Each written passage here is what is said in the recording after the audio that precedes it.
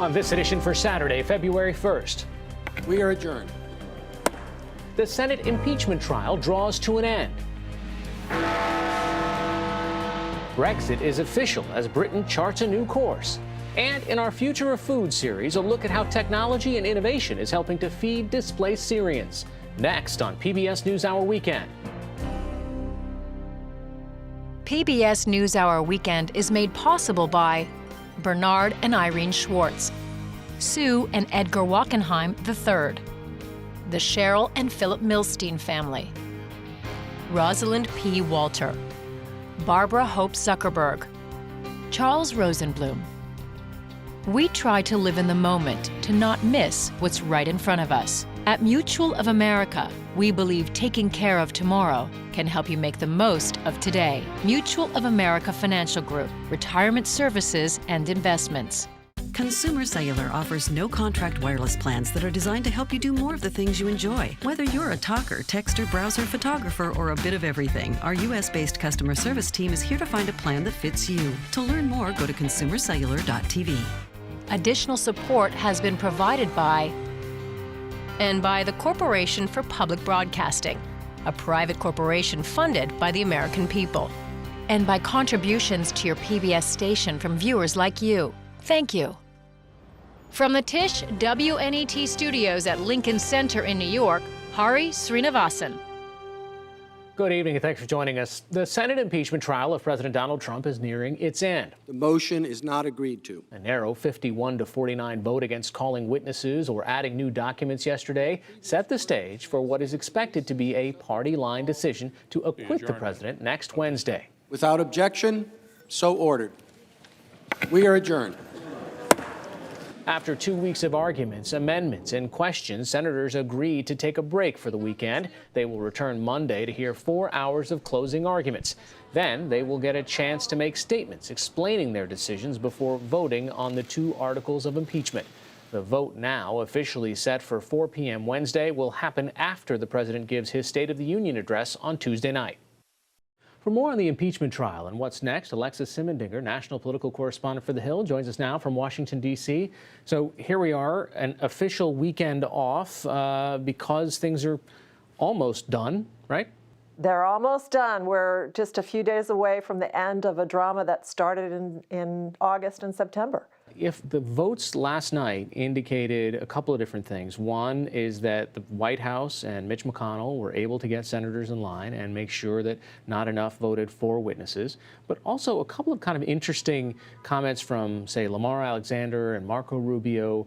On the one hand, they seem to agree with the House managers that the president did do these things and they were wrong, but on the other hand, they're not voting to want to hear more about it. It was very interesting to see the logic behind some of the senators who were considered to be potential supporters of the idea of hearing from witnesses and to subpoena documents. You mentioned Lamar Alexander of Tennessee. He's retiring from the Senate. So there was some thought that perhaps on his way out, he might think that witnesses was a good idea. But in the end, what he said was interesting. He said that he believed that the House managers had actually established the facts that the president had done something that he considered inappropriate in his effort to try to persuade Ukraine to start an investigation into former Vice President Joe Biden and his son. But he said in his view it was not impeachable. And therefore, if he had decided it was not an impeachable offense, there was no point in hearing from additional witnesses. Senator Marco Rubio of Florida, who we remember had actually challenged Donald Trump in the primary in 2016, also suggested that in his view, there might have been merit to the suggestions that the president had acted inappropriately, but it was not impeachable. So what we're going to be going into in these speeches early this week and leading up to the votes on the 2 articles of impeachment are additional statements from lawmakers about why they're voting in particular ways. And we know what Democrats think, but there's still some Democrats we want to hear from. And then, of course, these Republicans are very much eager to explain to their electorate in their states. Susan Collins from Maine is a Republican who definitely wants to talk to her constituents in Maine. She's up for re-election, and she voted in favor of the idea of witnesses. Were these senators concerned over time that this increases the power of the presidency, that this creates a situation where Congress is less of a check on the president's power. It was the case in Lisa Murkowski's situation. She's the Republican from Alaska. When she put out a statement about why she was voting against witnesses, she was considered a swing vote on that question. She talked about how the Congress had failed, the Senate had failed. So the question you're asking is an important one that lawmakers in both parties, candidates in both parties are asking, because the concern that's being raised is on basic oversight. Is this now a president who feels so unfettered and so unbound by the legislative branch and so supported by the arguments that the Constitution gives him vast powers, that he will continue to flout or seek ways to exert his executive authority in ways that the Congress is incapable of challenging? And that's coming up from national security advisors and national security experts, too, because the terrain of this impeachment was unique. It dealt with international and foreign affairs as opposed to domestic issues. And so the concerns in both parties actually are real going forward. All right, and we will have an opportunity to hear from the president over the next couple of days, well, multiple occasions, really. The first starting is the pre-Super Bowl conversation that he has scheduled with Sean Hannity. We're going to hear a lot from President Trump. As you mentioned, he's going to be doing a pregame interview that will be pre-taped. Sean Hannity is an enormous supporter of the president's. The president and his campaign have paid at least $5 million for an ad during the Super Bowl, so we're going to hear his pitch for re-election. The president is also going to be giving us the State of the Union address on Tuesday evening, and that speech, often with President Trump, is very much a teleprompter prepared speech, but it's an interesting dynamic of standing in before members of Congress and talking while the trial is actually still technically going on. Alexis Simendiger from The Hill joining us from Washington. Thanks so much. Thank you so much.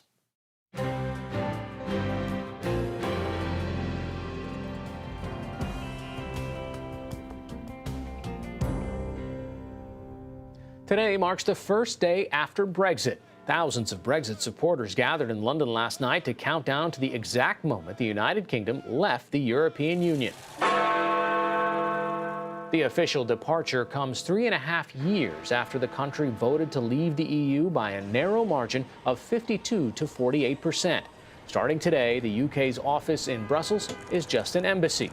With Brexit, the 62-year-old EU now has 27 members. In a video message on social media, Prime Minister Boris Johnson promised to bring the country together. It's not just about some legal extrication. It is potentially a moment of real national renewal and change. The UK now has to negotiate new trade deals, including with the EU. Despite the formal departure from the EU, there are still signs of division. In Scotland, where Brexit was opposed by a wide margin, there were protests and signs supporting Scottish independence. Joining us now via Skype is NPR's London correspondent Frank Langfitt. Frank, you were out there on the streets yesterday when people were out there on this momentous occasion. What were they saying? Well, it really depended on who you talked to and where you went. I was down at Parliament Square last night, right in front of Big Ben, where there was thousands of people. Some of them were wearing Union Jacks as capes around their shoulders. They were thrilled by this. They felt that this was their Independence Day. Other places you went, there were candlelight vigils of people, I think, sad, but accepting this, knowing that remaining in the EU is not going to happen.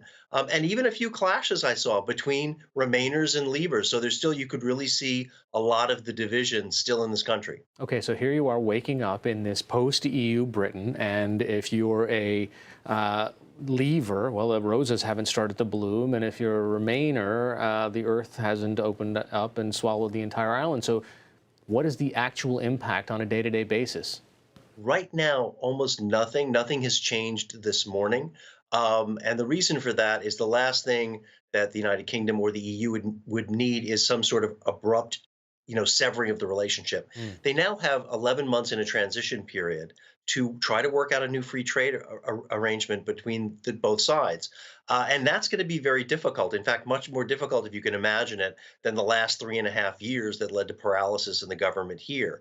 The European Union would like a much closer relationship. The United Kingdom, they want independence, and that means they'll probably have to pay for it with taxes and trade barriers. And that means that also, when you say renegotiate, that means with each member nation? No, they'll be doing it entirely with the EU. But what's really important here, Ahari, that's important to remember is the EU will now be 450 million consumers and about 60 some here. So this is a very imbalanced relationship. The EU has a lot of leverage. Also, there's this short window to do this. So that's a lot of pressure on the United Kingdom if they don't want to eventually crash out at the end of this year. Right. And then what about Scotland in the middle of all this? This is absolutely fascinating. What's going on with Scotland right now is, as you have the Brexiteers cheering, in Parliament Square, you have people up in Scotland saying, we never voted for Brexit. We don't want to leave the EU. We want independence. We want a referendum as soon as we can get one.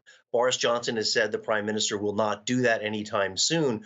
But it's conceivable that in the next 2 or 3 years, there could be an independence referendum. And I think the nightmare scenario for the UK is, people like Boris Johnson, the Brexiteers, they get Brexit, they leave the EU, and they lose Scotland in the process. And how important is Scotland in this, and why does this matter? I've also spent quite a bit of time in Northern Ireland. They're watching Scotland. There's a movement now, more energy to eventually reunify with the island of Ireland. So you can feel things really straining here under Brexit, and there could be a domino effect. It's not out of the question. Are there parallels between what's been happening in the UK in the past couple of years and what's perhaps happened in the United States quite some time ago? Tons of comparisons in terms of 2016 election and here. I find often as I travel, particularly I spend a lot of time in the north of England, these are post-industrial communities. And when you have conversations with people up there, Hari, they say the same sort of things you would hear in Michigan and Pennsylvania. There is a sense of a country changing too fast, suffering from globalization. They feel that they've been left behind by elites in London. It's all the same kind of language, but it is very heartfelt. And what Boris Johnson was able to do in December was to go up there and speak to people, promise to get Brexit done, and then reinvest in the North. And that was the way he was able to win a big election. So what he did up there is not dissimilar at all to what Donald Trump did in the upper Midwest in 2016. So here he is now, at least part one of getting Brexit done, making the official paperwork, mailing that in is over. But really, you're saying that the next 11 months could be harder than the last 3 years. Much more difficult. Negotiating over, renegotiating all of these sectors, whether it's agriculture or automotive. I think it is going to be much more difficult. And the worst part about it is there's such a narrow window of opportunity. Normally with these complex trade deals, they take years and years. Boris Johnson has said 11 months and we're out. And what are the economic impacts? Are they being felt yet in the UK? They've already, it's in a sense, Hari, the United Kingdom is already poorer. Right now, the pound is still 10% below the highs that it had just before the Brexit vote. So people have already felt that. I will say employment is very good. Unemployment is very low, but growth is very low. And there are economists that I talk to who are concerned, since there's still so much uncertainty about what kind of trade deal that they get here, that they could slip into recession sometime later this year. NPR's London correspondent Frank Langford joining us via Skype tonight. Thanks so much. You're very welcome, Hari.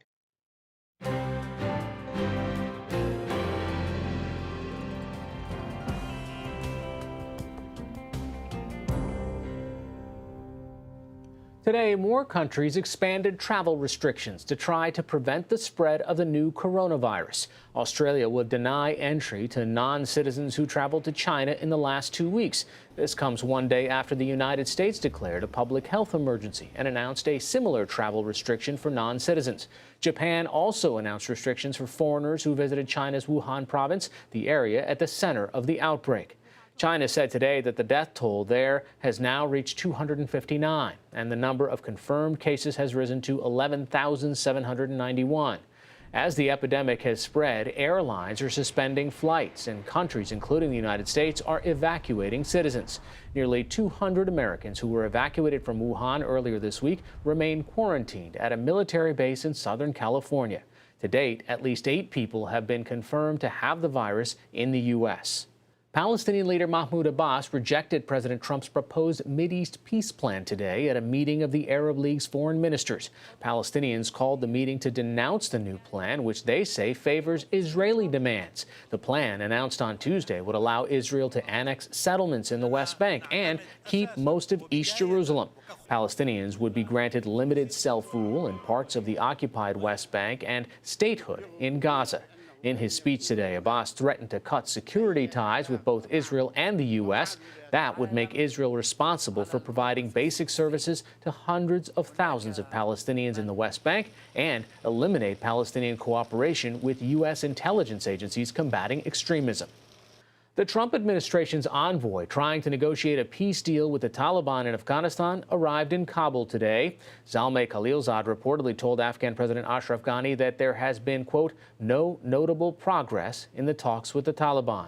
Khalilzad was in Pakistan yesterday. In a statement, the U.S. Embassy in Islamabad said Khalilzad was there to rally support for an agreement with the Taliban to reduce their attacks. That is considered a first step toward ending the 18-year U.S. war in Afghanistan. In Australia, new wildfires are threatening the city of Canberra. The region around the capital city is now under a state of emergency declaration, and residents are being warned to shelter in place if they have not evacuated. The fire has burned more than 88,000 acres of forest and farmland south of Canberra. 6 fires in the southeastern region of Australia are burning out of control. Hot and windy conditions are expected to continue through the weekend. For more on what's happening in the U.S. and around the world, visit pbs.org/newshour.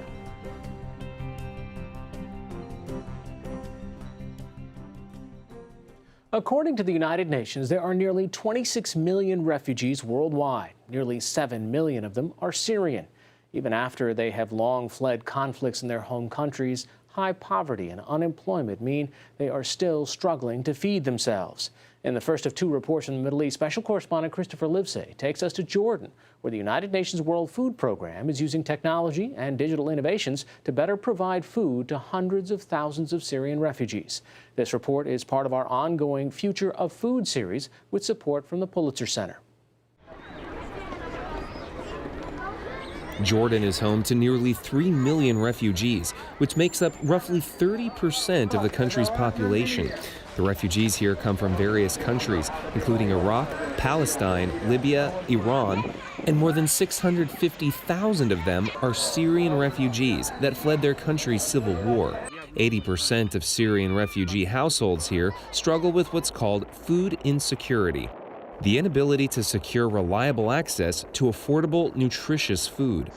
This surge in population, combined with the dry, harsh weather, makes growing enough food here extremely difficult.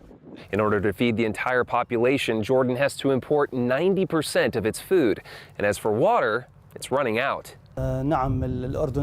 Jordan faces water scarcity. Even drinking water is not always available. Jordan is one of the most water-scarce countries in the world. Khaled Al-Hissa is a director in Jordan's Ministry of Agriculture. Syrian refugees have increased the demand and pressure on the natural resources we have in Jordan. The government has to think outside the box. In this case, that means trying to find a better way of growing food. To do it, the country is working with the United Nations World Food Program. Jacqueline de Groot is head of WFP's Jordan program. This unit grows barley hydroponically using water but no soil. The barley is used as animal feed. So the seeds are put here in one of the trays. After a couple of days, the seeds immediately start growing, and you can already see some sprouting happening. Wow. The seeds are placed in trays and watered for just 30 seconds a day. In 7 days, the barley is fully grown. And in a country given to droughts, this uses 90% less water than traditional methods do. So this is at the end of the cycle, so this is ready to be eaten by the animals. So you're trying to roll this out for refugees living in tents? This high-tech unit is really meant to do the research, so we know the best way to roll it out into much smaller, low-tech units that are locally sourced, that are much cheaper, obviously, and therefore this can be rolled out in the whole country. Got it. So it's high-tech now, so it can be low-tech later. Exactly. The low-tech hydroponic units consist of simple plastic walls with rows of bins inside. They produce lush, green fodder used to feed animals, including cows and camels. One key component of this program is teaching local refugees how to grow the food and maintain the units themselves. We wash the seeds, we plant it, and we harvest it 1 week later. We sell the barley and we make money. When I first came to Jordan, the living conditions were very difficult. Thankfully, things got better. I started working in hydroponics, and then things at home improved. So far, WFP is running its hydroponics program for refugees in 7 countries. The influx of refugees in this country has put a burden on the already tight job market, so creating employment opportunities is critical. In Jordan, the hydroponics program has created 177 jobs. Did you ever imagine that you'd one day be farming with hydroponics? No, I never thought I would work in hydroponics or anything like that. Did you have any experience in farming in your life? Yes, we used to plant in our home in Syria, but that was traditional farming, not hydroponics. We came here and there were people already working on the project. They trained us well, so I didn't face any difficulty at all. This 21st century system of growing food represents WFP's push to use new technological approaches to providing food aid. More than 100,000 Syrian refugees live inside camps. The camps are so big, in fact, that they have regular supermarkets where people go to buy food with monthly stipends provided by WFP. People choose what they want and make their way through the crowds, but it's the checkout line that makes this supermarket unusual. The refugees use their eyes to pay through iris scans. The scans are verified remotely by WFP, which keeps track of everyone's accounts. So they look into a little camera, which is an iris scan. The camera records their irises, verifies this is indeed the person that is allowed to do the shopping, and then the payment is done. So it's basically the same thing that people use in airports, where you have the iris scan systems, and now it's also developed in a way that, for example, we use it in supermarkets. It's biometrics in a sense. It's futuristic. It is the future. We see it more and more. It also makes it harder for people's money to get stolen because they are the only ones that can access it with their eyes. It is a safe and secure way to ensure that the people that have received the money are also the people that are buying the food. Nearly 500,000 refugees are using this in Jordan. Tekroth says that there is no silver bullet for providing food aid to refugee populations, but using advances in technology is an important step towards ensuring everyone has access to food. In a place like this where you can see there is absolutely nothing else, nothing grows here, people have nothing else but the aid that they're getting. It is very important for us to keep innovating. Innovations really help us being efficient, being relevant, and making sure that we can provide the best aid that we possibly can. This is PBS NewsHour Weekend, Saturday. The southern African nation of Zimbabwe is another country where harnessing the power of hydroponics is helping to limit food shortages and is providing one local woman an opportunity to grow a new business in her own backyard. In a small greenhouse in Zimbabwe's capital, Harare, Venetia Mukurati is preparing her lettuce for harvest. An accountant by day, Mukurati was looking for a way to explore her passion for farming. But with no access to farmland, she looked for other options and stumbled across hydroponics. Instead of planting crops into soil, they're grown in water and draw nutrients from the liquid. Mukurati ordered a hydroponic system and soon began farming in her own backyard. Hydroponics farming saves water, and I really enjoy it because I don't have to worry about the water. I don't have water here, so I have to buy water, but because it's hydroponics, I'm saving water by 90%.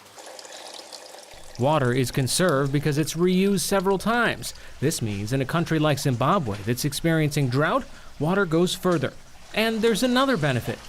When you are doing hydroponics farming, your crop grows faster by a third, and you tend to harvest it in a shorter period than when you are doing conventional farming, when you are farming in the soil. It takes about 6 weeks for Mukurati to harvest her vegetables, compared to about 10 for plants grown in soil. That means her customers, restaurants, and markets in Harare get their produce quicker. Her business now makes her more than $1,000 a month.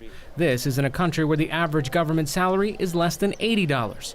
And this new income has Mukurati looking to expand her business. She already trains others in hydroponic techniques, and she hopes to be in a larger greenhouse before the end of the year.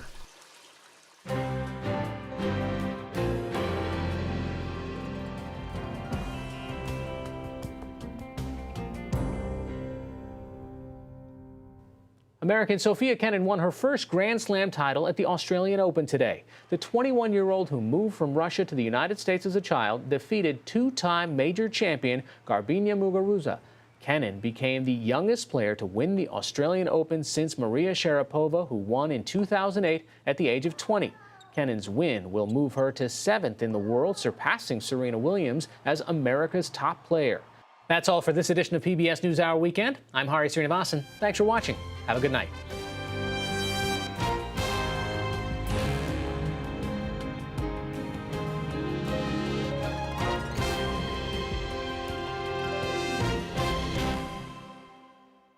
PBS NewsHour Weekend is made possible by Bernard and Irene Schwartz, Sue and Edgar Wachenheim III, the Cheryl and Philip Milstein family, Rosalind P. Walter, Barbara Hope Zuckerberg, Charles Rosenblum.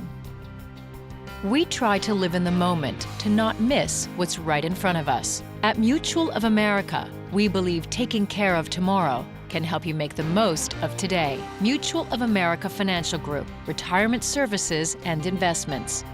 Additional support has been provided by the Corporation for Public Broadcasting, a private corporation funded by the American people, and by contributions to your PBS station from viewers like you. Thank you.